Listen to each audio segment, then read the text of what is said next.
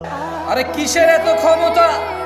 উষ্টা খেলে নখ ভেঙে যায়, গাড়ির নিচে পড়লে পিষে যেতে হয়, পানিতে পড়লে ডুবে যেতে হয়, ছাদ থেকে পড়লে দুমড়ে মুচড়ে যেতে হয়, আগুন লাগলে পুড়ে যেতে হয়। আমরা এত দুর্বল মানুষ, কিসের এত আমাদের ক্ষমতা? 20 কিলোমিটার বেগে দৌড়ানোর ক্ষমতা, অথচ আল্লাহ এই দুইটা পা দিয়ে 60 বছর দাঁড় করায় রাখে, এমন পা যেখানে একটা কাঁটা ঢুকে যায়।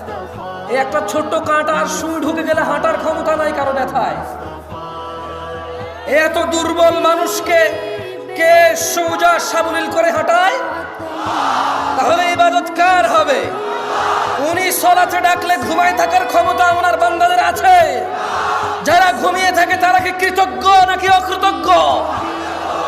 আল্লাহ সুবহানাহু ওয়া তাআলা কোরআনুল কারীমে বলছে, ইয়াউমা লা ইয়ানফাউ মালুন ওয়ালা বানুন, যেদিন ধন সম্পদ সন্তান সন্ততি কাজে আসবে না, ইল্লা মান আতাল্লাহা বিকলবিন সালিম, সেদিন শুধু উপকৃত হবে বিশুদ্ধ অন্তঃকরণ নিয়ে যে আল্লাহর কাছে যাবে।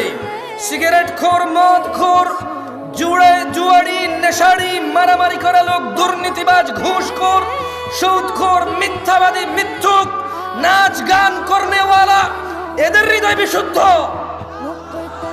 নাকি 5 ওয়াক্ত সালাত আদায়কারী, সদা সত্যবাদী, আল্লাহ ভীরু, এদের হৃদয় বিশুদ্ধ? কার? যে জুমার দিন সর্বশ্রেষ্ঠ দিনকে কেন্দ্র করে শেভ করে, তার হৃদয় বিশুদ্ধ না?